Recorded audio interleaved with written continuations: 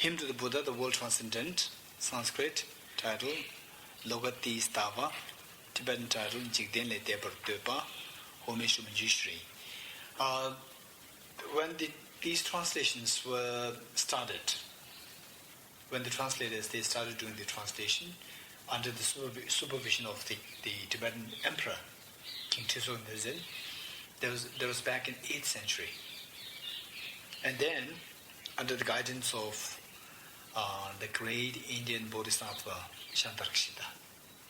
It's very funny, this Shantarakshita, like Guruji, he's incredibly visionary. When he was invited to Tibet, he was already in his 70s. Imagine, from such a hot place as India, then invited to such a freezing cold place like Tibet. Still he, accepted. Accepted? Because the Buddha Dharma in Tibet then was just, just on a very surface level. It had not even taken root then. Then he accepted. Look, this is the amount of sacrifice that these great bodhisattvas did. Then he went there, and then the Tibetan emperor, under his under his rule or under his guidance, then many of the Tibetan youngsters, they were asked to learn Sanskrit. And then this great Indian master, Bodhisattva Shantarakshita, he said, no. So for you, learning Sanskrit will take 10-20 years. Then after learning Sanskrit, again you learn Buddhism, it will take another 20 years. You can't practice Dharma, right? So better translate into Tibetan, everything into Tibetan. So that Tibetan is... Do the translation, you will need somebody who has to know Sanskrit. Absolutely. No, instead of learning, everybody... So everybody learning that... Pick up some people and do it. Who are very brilliant, they start translating, they learn Sanskrit, they start translating, that's it. And then, it's a matter of generations. So once the translation is done, then the generation will be benefited by that. But whereas otherwise, if no translation, then one generation learns Sanskrit, the next generation again learns Sanskrit. So, no, opportunity to learn Buddhism in depth, number one, no time for practice. Yeah. So he has been exceptionally visionary and planning, foreseeing. Then he said that, no, this is, this kind of thing that you're trying to learn Sanskrit, and Sanskrit is not your mother language, and you're not learning Sanskrit in India, you're learning Sanskrit in Tibet. You're simply going to learn just half of it, not even full you're not going to learn, right? So it doesn't make any sense. This is not going to serve the purpose. Instead, you must start translating everything.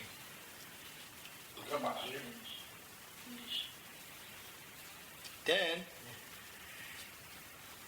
even he started, the great Bodhisattva Shantarakshita, even he started to learn Tibetan himself, to encourage them. Yeah. And then, the whole work, the whole department was set up for translation. It's really great, the early Bodhisattvas. And then the king, he invested everything for that. And then, for example, nowadays, the Tibetan translation of the Shantideva's text, Guided Bodhisattva's Way of Life, say, today there's going to be teaching by His Holiness on the Guided Bodhisattva's Way of Life. Everyone is going to come up with the same book, same translation, standard. No matter whether you bring from east, west, south, north. Now, say he's only going to give teaching on Shantideva's book, text, and then the English listeners, we have to tell them, this is the translation the translator is going to use. Otherwise, they are going to have 20 translations, 20 books, different books. They all containing different translations. So this is the problem. Now, because of the vision of the king, the great Bodhisattva Shantarakshita and Guru Padmasambhava, the vision of these three giants, this is the kind of the legacy being passed on to us. So now look, all the big monasteries, Tibetan monasteries, they learn all these texts but it's the same translation, very standardized. So, among this, standardization, one of the standardization is the homage. Whatever text that you translate, there's a homage being said. And from looking at the homage, you will know the subject matter of this text. For example, if the homage is made to Arya, the subject matter is on emptiness, on the wisdom. Whereas if the homage is on, for example, the Buddha, the Tathagata, or the omniscient one, then the subject matter is on on the samadhi related. And then whereas if the homage is on say the Buddha and the Bodhisattvas, this is for the samadhi. And then if the homage is for the omniscient one, the Buddha, but specifically from this label, omniscient one, then is the monastic rules and regulations. It's all very standardized. So Acharya Kamalashila's meditation, middling stages of meditation, that is related to samadhi. Samadhi, yeah. Okay. That's primarily samadhi, yeah. Okay, so here we see that it says homage to Manjushri, right? This is on the wisdom. I bow to you, the world transcendent. The world transcendent.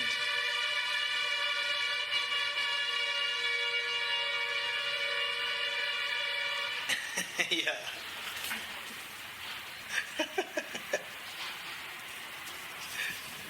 Okay. I bow to you, the world transcendent. The world transcendent here referring to the Buddha. You who have versed in the gnosis referring to the wisdom. You who are versed in the wisdom of absence. Absence here referring to the emptiness of independent existence. For the benefit of the world, you have suffered long with great compassion. Suffered here, instead it's like you have not really suffered. It's like, you have gone through the pains with great compassion. Gone through the pains. Suffered. Okay, let's not digress too much. Gone through the pains, which means that he has gone through this hardship. He's gone through this hardship to understand the emptiness of independent existence, this dreamlike nature. He has gone through this hardship to understand this in order to benefit all sentient beings out of his great compassion. Okay.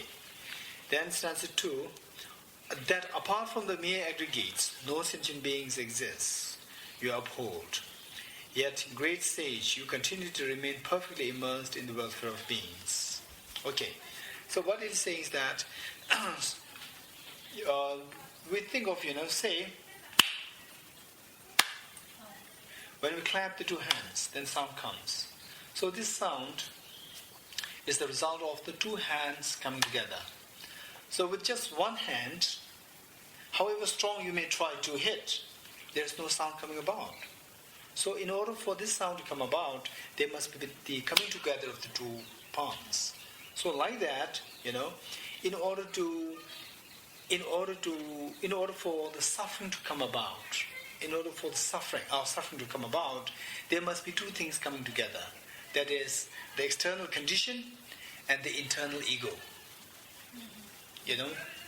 Internal ignorance. So this internal ignorance combined with the external condition.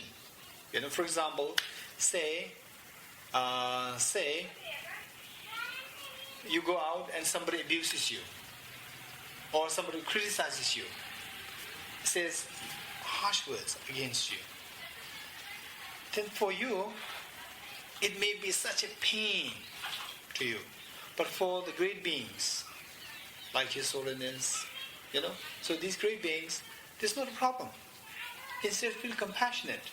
So it's the same object, but the reaction is very different, right? So, and then who is having the pain? The one who reacts badly has the pain.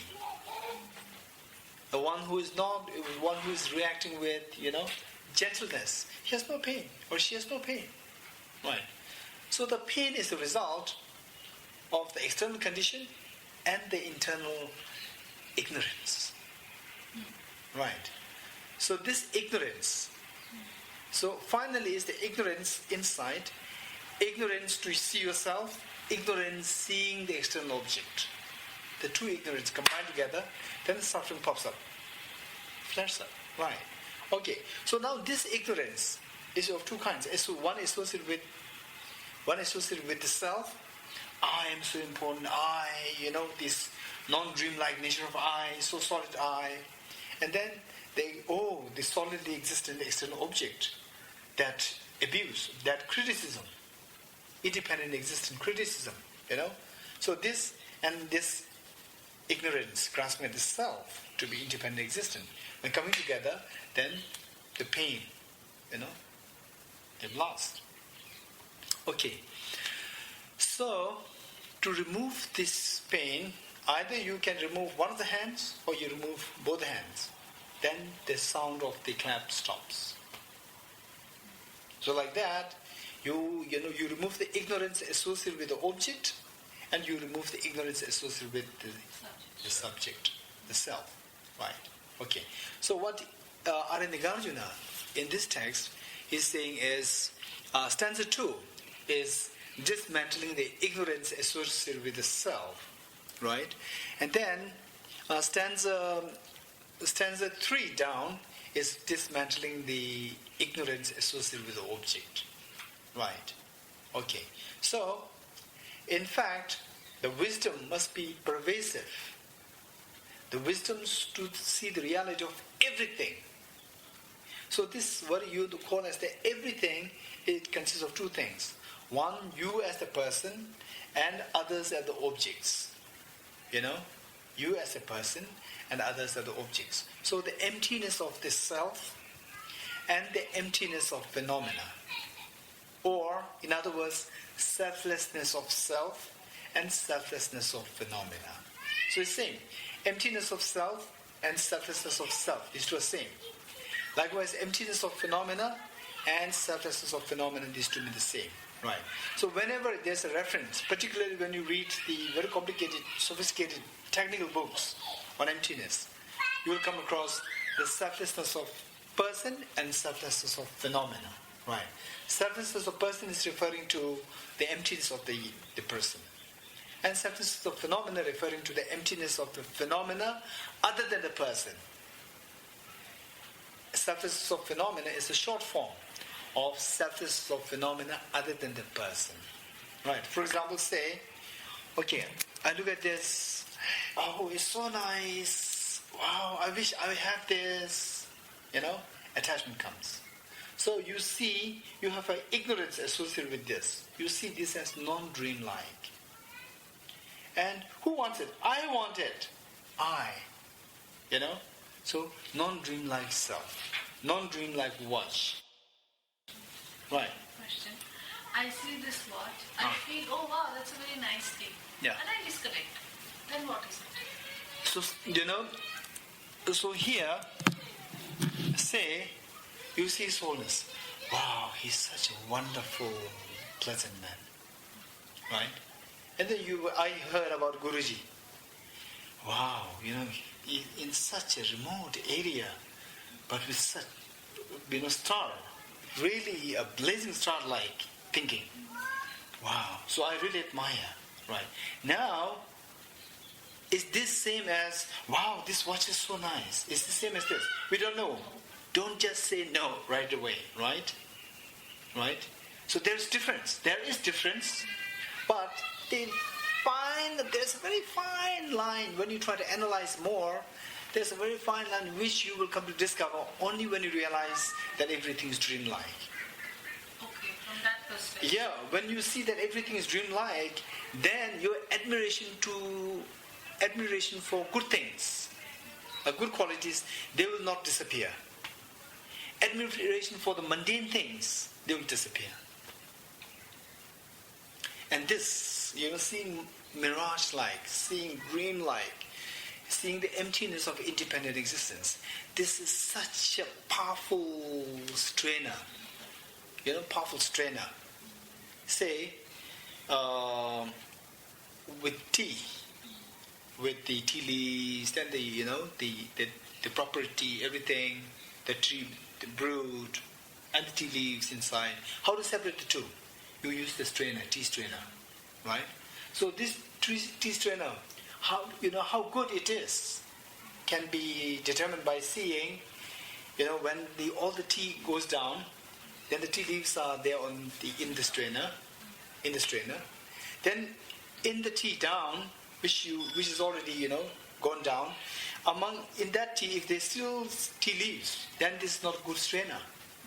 Good strainer is where you are able to separate the proper tea and the tea leaves very cleanly. That is a good strainer. So like that, if you really understand emptiness so well, then this will serve as a very good tea strainer. All the negative emotions, attachment, anger, all these will dissolve, and all the good emotions, like admiration to, compassion, admiration to the wisdom, these will keep on increasing. Just one thing, seeing a very beautiful sunrise or a very beautiful sunset, you feel nice, you feel, oh wow, that's so beautiful. Is that a right emotion or a wrong emotion? It is impermanent, it will fleet. Yeah. That is one area. Yeah. Second is, His Holiness the Dalai Lama, Guruji, they are the embodiment of wisdom and compassion. They are our, goals. We want to be like them. So they are one area. Second is seeing sunset, seeing sunrise, seeing a beautiful child or a beautiful flower, and your response to it. Yeah. There is no attachment to it. Yeah. You're automatically, it's a positive emotion which is reacting to a positive thing. Mm-hmm. And the third is seeing something like, look at that packet of biscuits. Oh. Wow, that's a packet of biscuits. There is no attachment to it. What I wanted to understand was, is it wrong in appreciating the watch only? Okay, yeah. Okay, so this... I have no personal attraction towards it. But when I see something which appeals to my senses, watch will appeal to my senses. Yeah. So now, am I supposed to appreciate it or not appreciate it? Okay, this is a very good question, right? So here, the final answer will come to you through your own personal experience of the dreamlike. The final answer. But then, for the time being, the answer could be, for the time being, any appreciation coming to you, if it helps to increase your good qualities, this is very positive. Okay. And any appreciation which pulls you down, you become more and more greedy. So that is a destructive appreciation. And any appreciation without any effect of increasing or decreasing your qualities is a neutral appreciation. Right. So there is no harm in the action of appreciation per se. It is how the subjective mind is reacting to that appreciation that has to be observed. So finally, the thing is that this appreciation, then when it becomes too deep, finally, when it really becomes at the final mark, then it is whether this appreciation underneath, if there is ignorance. Okay. You see the watch, or say, oh, it's nice, and then you forget it. That's what. Okay, one. But when you see it, do you really... Of course, when you see it, it appears to be from the object side. Non-empty, one. Yes. But not just seeing that, then you think that it is from the object side. This is ignorance. So, this appreciation, which underlies, which has underlying ignorance, that is to be fought. That is to be fought. Eliminated. Yeah, eliminated. Yeah. And when you think that the object is there, sun is there. So when there is no existence from the objective, then that object itself is appreciation. The object means you're accepting that object is there. Absolutely. Yeah, so object is from the object side. Yeah, so from that the object side. Yeah, then you are Exactly. Yeah. Not on the level of that emptiness. Absolutely, yeah. This is the point. So Yeah. the object, Absolutely, the yeah. emptiness of intrinsic existence, you are not appreciating. Absolutely, Or yeah. the object. Absolutely, yeah. So you have to grow further. Absolutely, yeah. Once you grow, then that appreciation also go. Yeah, absolutely, yeah. Now, because that both of you are already coming to quite a good level, right? I'd like to share with you one technical point. This is what is discussed in this book. This book, which is again by the same author, Lama Tsongkhapa. And Lama Tsongkhapa, his explanation of the dreamlike is amazing.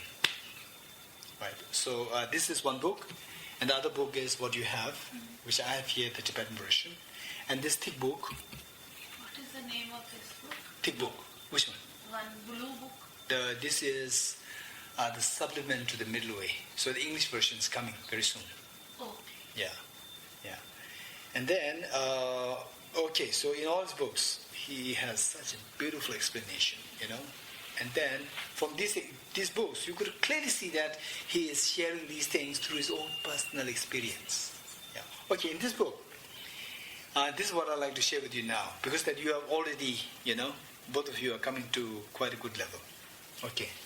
He says that when you look at a flower, appreciation comes in you. So this, number one, viewing the flower, it has 3 different ways of viewing. Oh, there's independent existent flower, number 1. Oh, there's dreamlike flower, number 2.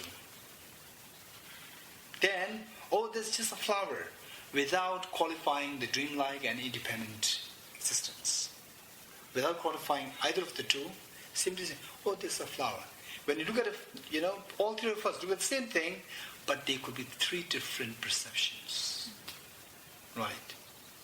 So, those who have very stable understanding of dreamlike, they look at it, they will, in most cases, they will not have the first one. Oh, there's a truly existent flower. This will be so rare. It will come. It will come. Only when you reach the level of the arhatship. And then if you're a bodhisattva, then when you reach the level of the 8th bodhisattva ground. Only then that, oh, there's truly existent flower, that stops.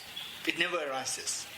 When you become arhat, or when you become the 8th when you reach the 8th bodhisattva level, then that stops. Because for the one on the 8th bodhisattva level, he always, even in dreams, 24 hours, he is never separated from this wisdom that everything is dreamlike. Whereas for the arahat, seeing things, not just seeing, but taking things as, viewing things as truly existent, that is uprooted. Ignorance is uprooted, and he achieved nirvana already. Right. Okay, these are the 3 possibilities. So to tease about these 3, only the one who has experience that this is dreamlike, only that person is the legitimate person to tell you that these are the 3 different, perspectives taking place. One is it's dreamlike. Oh, dreamlike flower is there. Existent. Dreamlike flower is there. Truly existent flower is there. Oh, just a flower is there. Yeah. Absolutely. Apply to everything. Apply to yourself. Yeah. Dreamlike flower is the experience of the bodhisattva, the 8 states, and the arhats. Oh, no. What I'm saying. Okay. Now I'll tell you as to who are the people who are having the first one and having the second one, third one. I'll explain that. So the first one, there's a truly existent flower. This is with all the common people who have not realized their dreamlike nature, number 1. And it is also with, the bodhisattvas and also the Shravakas and Pradika Buddhas, who, Pradika Buddhas and Shravakas who have not achieved nirvana. And the bodhisattvas who have not achieved 8th bodhisattva ground. All, oh, there's truly existent flower. One. Now, who is having this? Oh, there's a dreamlike flower. So this exists, this comes in only those who have the wisdom to see everything as dreamlike. Stable wisdom, right? Now in this case, for example, the seventh bodhisattva ground, the bodhisattva on the seventh ground, he has not yet eight. Because he has not reached the eighth, he still has this, oh, there's a truly existent flower. This is also there. But more time, there is, oh, there's a dreamlike flower. This is more. There's a mixture. Then, for example, the one Shravakas who are about to achieve nirvana, say for example, he or she is going to achieve nirvana in, say a few days or few weeks from now. So now, if you look at his or her mind, then, oh, it's dreamlike. Dreamlike flower is there. Dreamlike Sudhakar, dreamlike, ashram is there.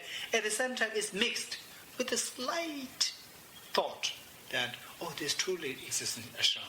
There's truly existent cow. Like that. That force is less. The force is less. Is more, but that intrinsic existence is also still not gone fully. It's still not gone fully. Yeah, this is the point. Okay. Now, in the case of, oh, that's just a flower. This happens to everyone. Even to us. But it's just a flower. Without saying there's a truly existent flower, there's a dreamlike flower, without saying that, there's a flower. This is with us, with the bodhisattvas, with the arahats, with everyone. Right? In our case, the two are prominent. But there's a truly existent flower, and there's just a flower. These two are there with us. And yet, we can't separate the two. Unless we have the understanding that this is dreamlike. Okay, good. Now, we are still on this. The emptiness of the self and emptiness of phenomena other than the self. Yes. Right. Now, to make it easier, it is simply said emptiness of self and emptiness of phenomena. This is what I'm saying. Another way of saying is selflessness and emptiness, these two are same. Selflessness of person and selflessness of phenomena. Is object and phenomena the same?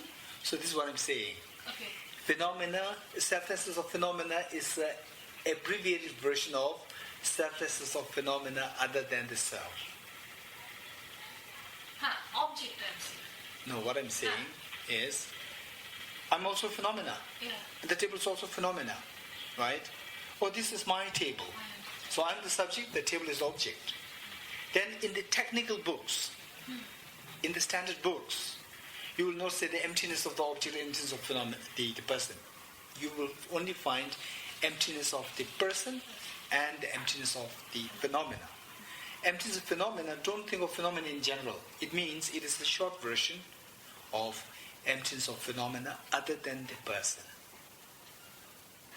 Subject different? Yeah. And rest is different. Exactly. Okay. So what you call as the rest is given the label phenomena. That's it. Right. Okay. Now, when you speak about selflessness, then like the two hands coming together and the sound coming up, then you have the selfhood, or this concrete self, this concrete, independent existent person, concretely existent object or the phenomena. You see the phenomena as completely existent phenomena. You see the self as completely existent self. Then when these two combine together, then the negative emotions arise and the suffering come about. Right? So to remove the suffering, you need to remove negative karma. To remove negative karma, we have to remove the negative emotions. To remove negative emotions, we need to remove the negative, the ignorance associated with the phenomena, associated with the self. Right? So to remove the ignorance associated with the phenomena, we need to understand the selflessness of phenomena. To remove the ignorance associated with the self, we need to understand the selflessness of the self, selflessness of person. Right. So in this text, the blue, text, in fact, this is a commentary on Acharya Chandrakirti's subliminal to the middle way. And Acharya Chandrakirti, when he was explaining about emptiness, he spoke that into two factions, two segments. The first one is the selflessness of phenomena. The second section is the selflessness of person.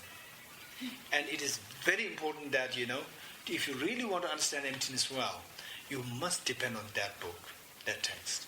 So that text by Acharya Chandrakirti is already available in English, but the commentary by Lama Tsongkhapa, this is coming very soon. Yeah.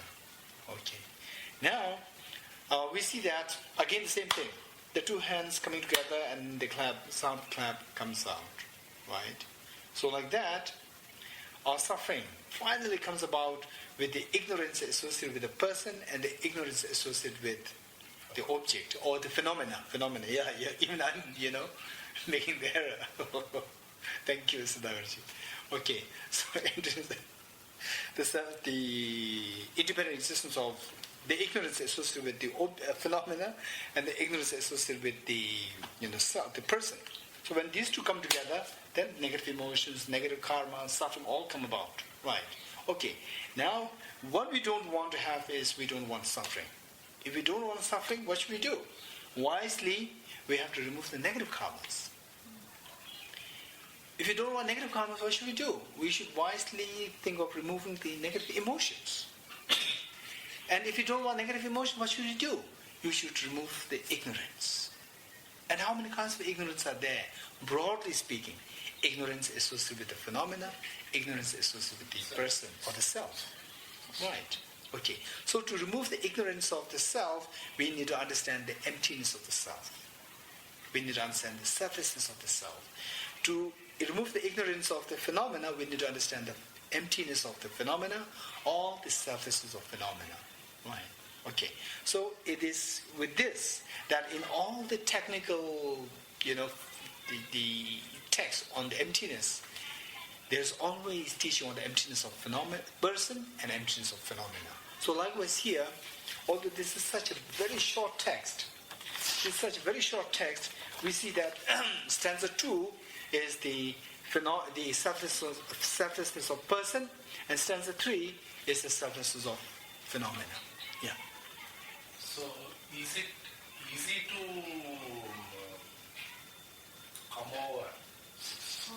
overcome ignorance of self than ignorance of phenomena? Oh, this is interesting.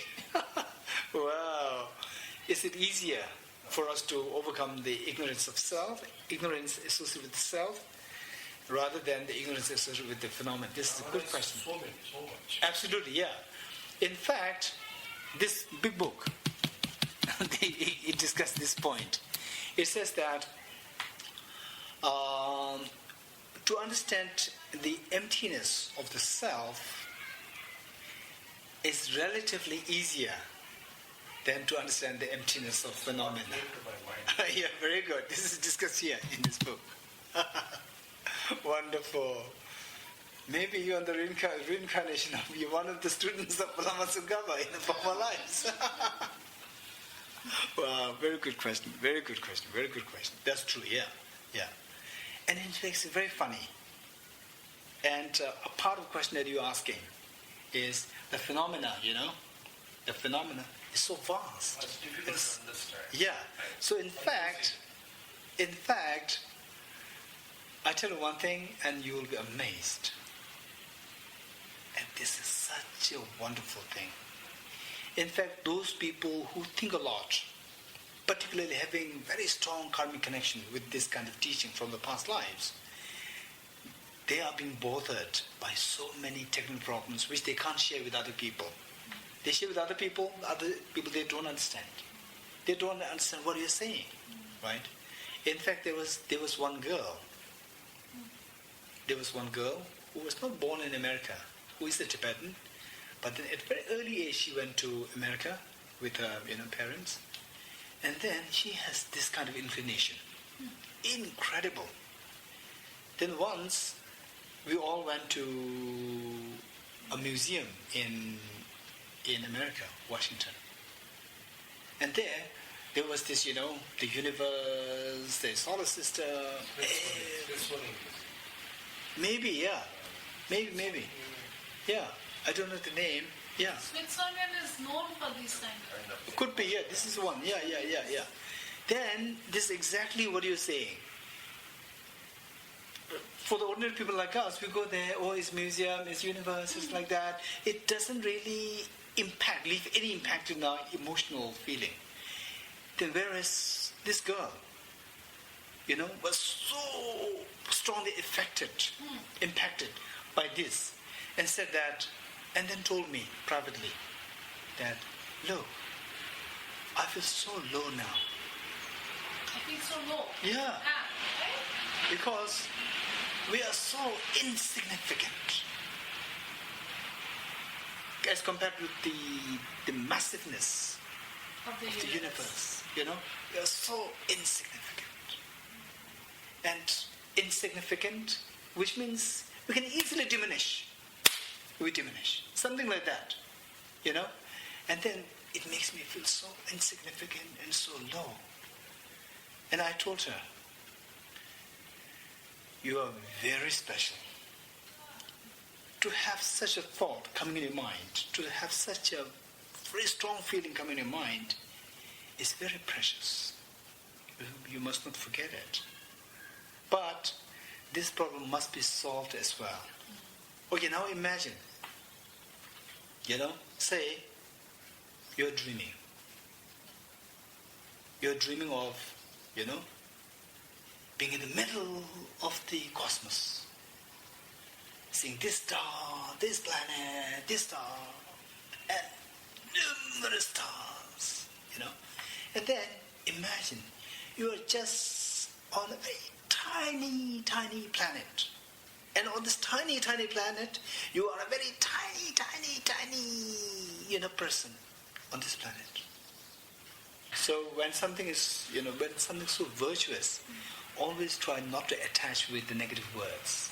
Okay. Yeah. This is another psychological, No. Another psychological trick. To play, to enhance ourselves. Yeah. Okay, good. So we are continuing with that. So this girl, you said? Okay, yeah. And then, I told her.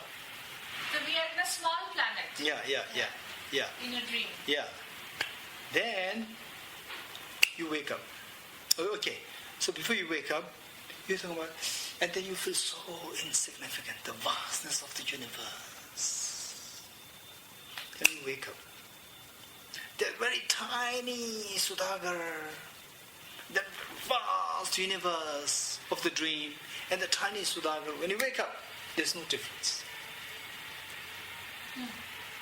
These two are just a part of your own mind, that's it. There's no really, truly, vastness there. In fact, when there is feeling of lowness coming, again, the feeling of low, underlying that there is this ignorance. And if you don't feel low, which means that you don't even discover that, When you feel low, then you are getting somewhere to discover that ignorance. The moment you wake up, the vastness is not really vast. It's not really tiny. There is no tininess, there is no vastness. Because everything is dreamlike. This is not just dreamlike, it's your dream. I'm just talking about Sudhakar waking up from the dream. Yeah. So when the dreamlike and the dream... First let's talk about the dream. Now with the dream, when you come out, then that vast is not really vast. That very tiny is not really tiny. Yeah. These two are just the same. Now, in real life, everything is not dream. Everything is dreamlike. Now, for the first time, when you discover that everything is dreamlike, everything is your own mental creation, that, you're just taken aback by seeing the vastness of the universe, this will dissolve. Right? So this is just very much like waking up from the dream, and the vastness of the space, vastness of the universe is just not really vast. You discover that, right? So like that, when you discover emptiness for the first time, so the similar experience should be coming to you. Very low. No, the lowness will be uplifted immediately. Uplifted. Ha, ha, ha, ha. Yeah. No, first you have to feel very low. Not you have to, you will feel. Extremely insignificant. Then what is the point? That kind of depression. And then it will uplift. Once you see the real knowledge, automatically it will come up. Absolutely. Right? So from that point of view, the emptiness of all phenomena, we describe it as all phenomena, but when you look at it from the point of view of the dreamlike, it's not really all.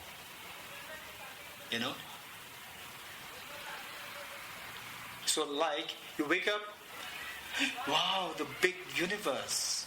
In the dream, the vastness disappears, sense of vastness disappears from your mind. So like that, the duality, even more beautiful is the duality. Oh, this is so big, I'm so small. The person is just one. Everything is so great in number. So there is, difference. This is duality. So when you realize emptiness, this duality dissolves.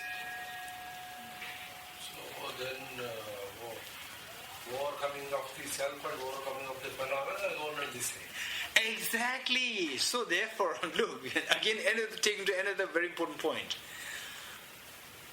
Arya, who is the direct disciple of Arya Nagarjuna, in his text known as 400 stanzas, he said that you see the ultimate reality of one phenomena, you will see the ultimate reality of every phenomenon. Yes. This is what he said. Yeah. Wow, so that maybe you are, very close disciple of two of them. Okay, very good. Right. So, stanza 2 is talking about the emptiness of the self, and stanza 3 is the emptiness of phenomena, right? So technically, we call it the selflessness of self, or the selflessness of person, and the selflessness of phenomena, right? Okay, so let's see. Stanza 2. That apart from the mere aggregates, no sentient being exists. So sentient being is the person or the self, right? So the self, it does not exist independently. It exists by dependence on the 5 aggregates. The aggregate of body, the aggregate of feeling, the aggregate of discrimination, aggregate of compositional factors, aggregate of consciousness, right? So these 5 aggregates you must have on your fingertips. You must have them on your fingertips. Yeah. Okay, body, sometimes translated as form. Aggregate of form, feeling, discrimination, composition factor, and consciousness. Compositional factors and consciousness.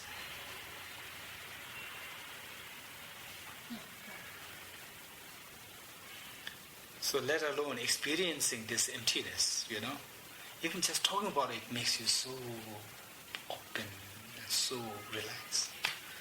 This is a power. I wish we all very soon experience it. With your blessings. Yes. Our goal is that. Absolutely, yeah. Once you start working for it, anything, once you start working for it, it happens. It goes, gets closer. It's a question of time, but it has to happen. Yeah, sure, yeah.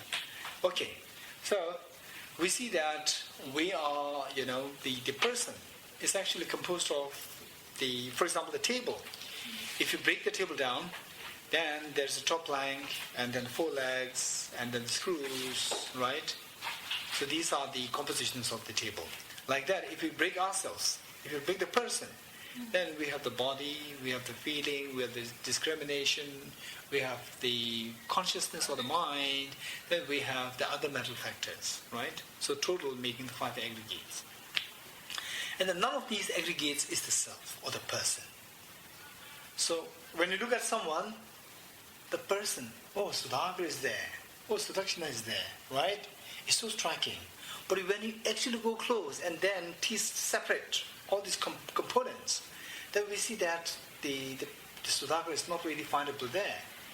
Only from distance we find him, and then when you go too close towards him, then you end up seeing his nose, ears, lungs, arms, then mind, feeling, and so forth. Like the picture of the Guruji, right? Picture of Guruji when it is developed to 100 by 100 feet, then you go too close towards it, you just find the dots and the space, that's it. And none of the dots is the picture of Guruji. None of the space is the picture of Guruji. This is what I was asking you, that whenever I'm looking at anything, my mind is automatically disintegrating it. Very good, yeah. That's what I was trying to Just do that. ask you, Yeah. that is it the right way or... This is right.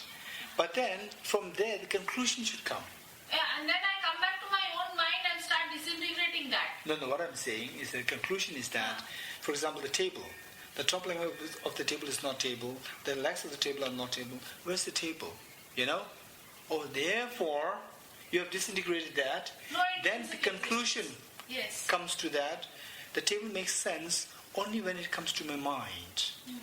For example, the picture of the Guruji comes to make sense only when I go at a distance and then look at it. The perspective, Perspective meaning something to do with your mind.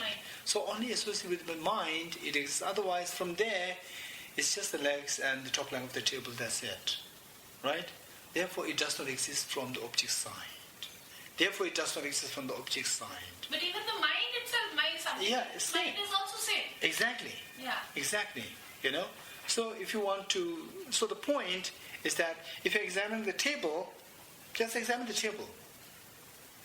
So the table is not there from the object side. Good enough. Now you want to examine your mind? Yes. Again you examine. Yeah. Even this mind. Say for example,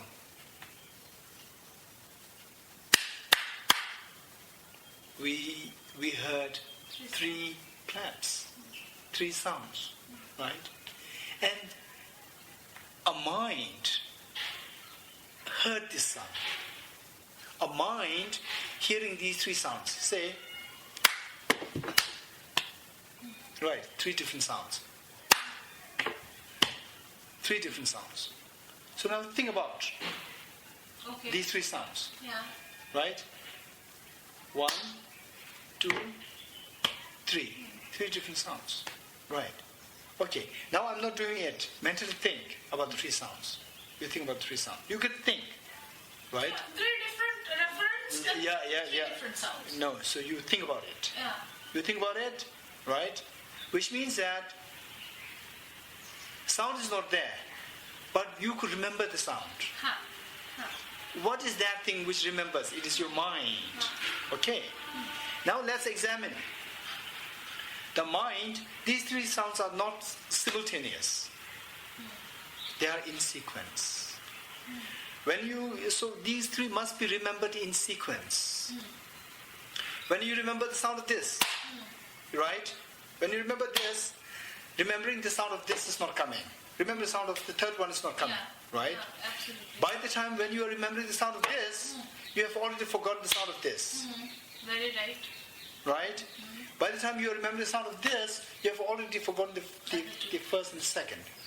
But then, in your mind, there is the perception of all the three sounds in sequence. This is deceptive. And associated with this sound, there is one mind. Associated with this sound, there's another mind. Associated with that sound, there's still another mind. It's not just one mind. There are three different minds, actually.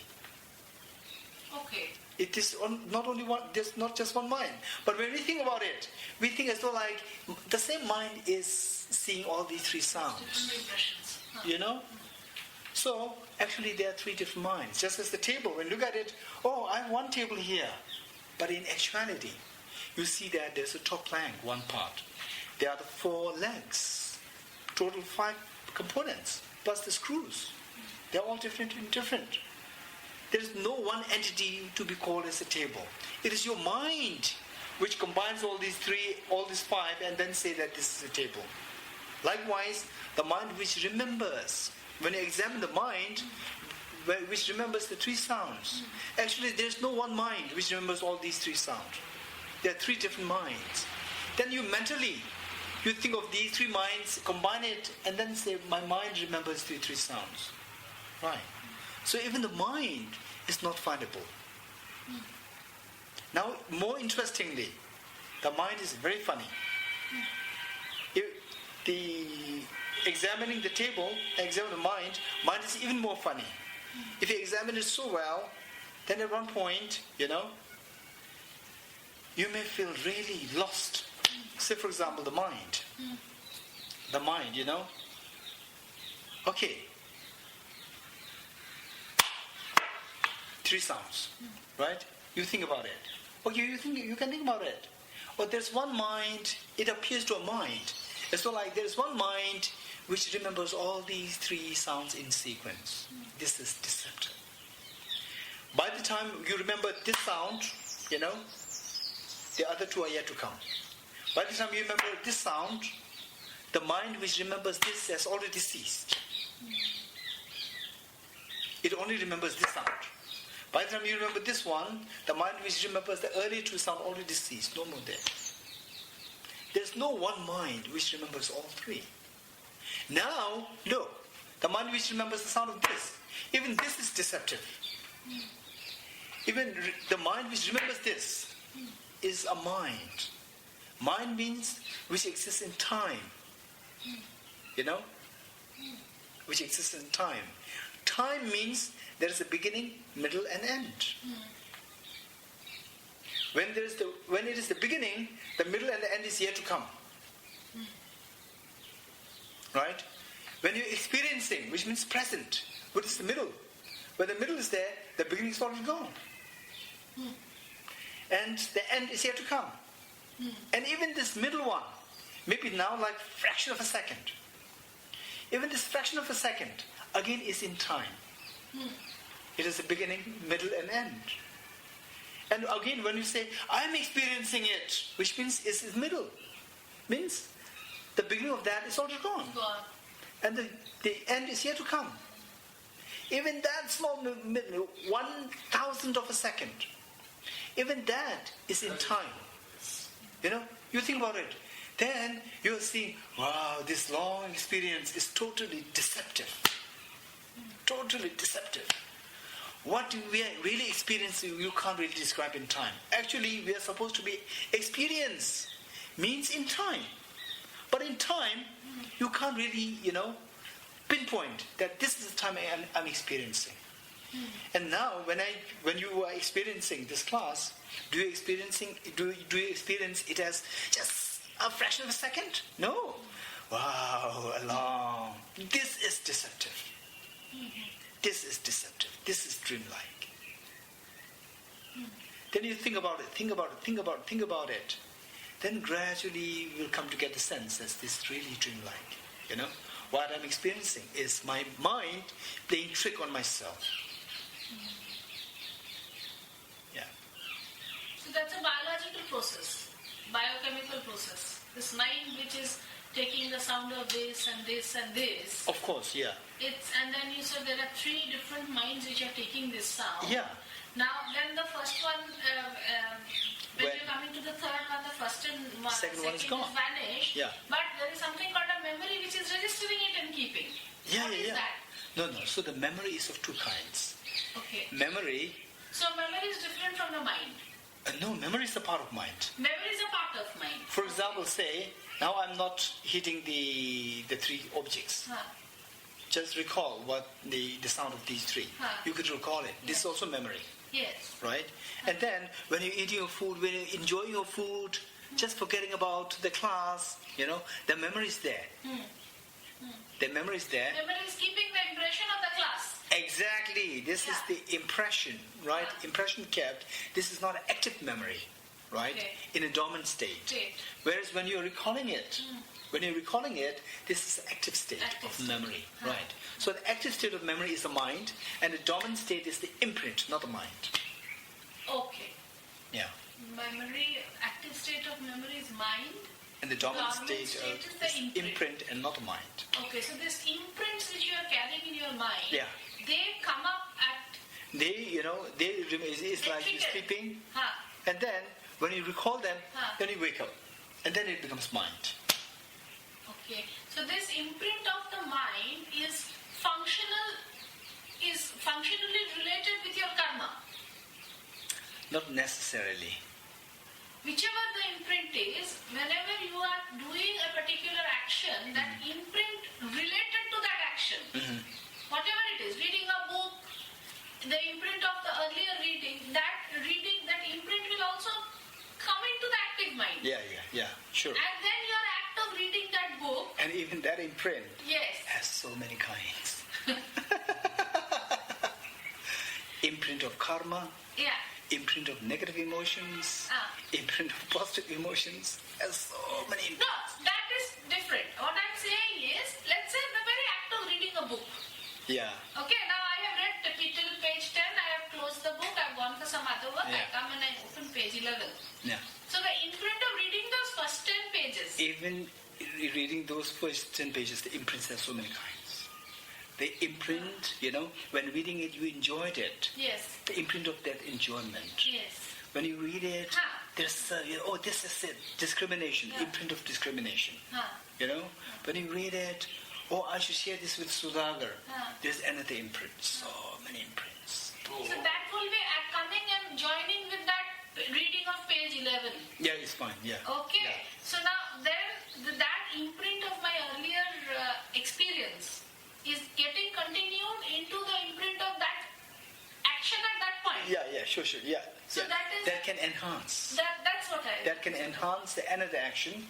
Ha. So that action is again going to leave another imprint. Another imprint. Yeah. Yes. So here, That is how the karma is built, I think. So karma, so this is what is followed by karma, Ha. but karma is part of it. Isn't this building the karma itself? Not so. Therefore, this is. For example, if I say, the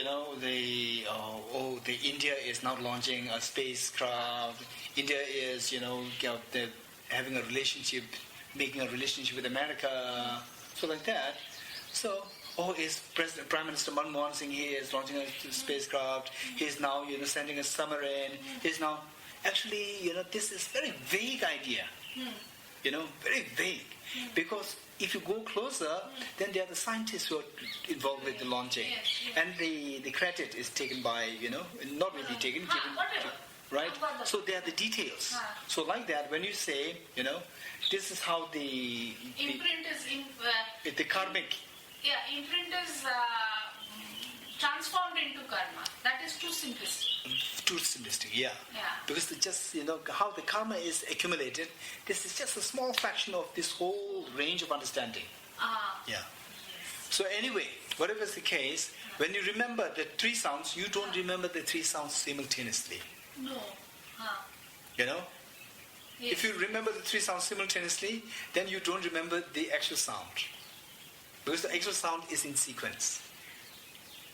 Yes. Right? So the remembering must be also in sequence. So subjective mind is also subjective. Exactly, yeah. Even the subjective mind is also subjective. Yeah. It is not an object. Exactly. So there's nothing. Everything is dreamlike. And Constantly negating the subjective mind as a practice. Is it going to lead us to the right path? So the thing is that I would suggest, instead of just focusing on one point, particularly with this wisdom,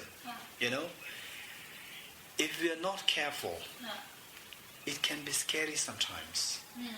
Because, for example, since my coming here, I've been, into this, on this part. Then doing that on a personal, experiential level, sometimes the understanding will come so vividly. Other times it's so dull, no effect at all. It's like a, very rough kind of graph. Fluctuating graph, right? So better, safe would be try to taste this food, taste that food, just have a change every day, and try to have as varieties of food as possible. So like that, try to have varieties of examinations or analysis on emptiness as possible. Sometimes on the person, sometimes on the mind, sometimes on the table, sometimes on the ashram itself, sometimes on the beautiful sunshine, sometimes on the very gloomy weather, right? Just try to pick up. To disintegrate the self in this fashion is not the right way to do it. Yeah, you can do it. You can do it. Yeah. Because what I have kind of been trying is taking the object, disintegrating it of intrinsic existence, coming back to the self, taking the mind, the response to the Very good. Yeah. and then disintegrating the mind. Very good. So Slowly. Yeah. This is a very good attempt. This is how we should begin. Now, finally, what we need to do is that the final journey that we need to think of doing is, say you look at a table, right? You look at a table, and then you disintegrate that, and then something disappears, right? So then you think back of a table. Think of the table, once again. Then from how the table appears, this is how it appears, but in actuality this is deceptive, this is not really there. This should come to your mind.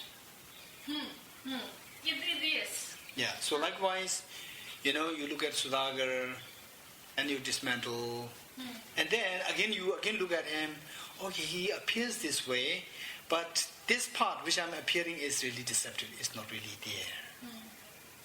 And then on the basis of that, again you add this to a practice, then slowly you do it, then the moment it really strikes the point, the goosebumps can come on your body. Yes. Yeah. Yes. If the goosebumps comes, You are on the right track. you are on an incredibly right track.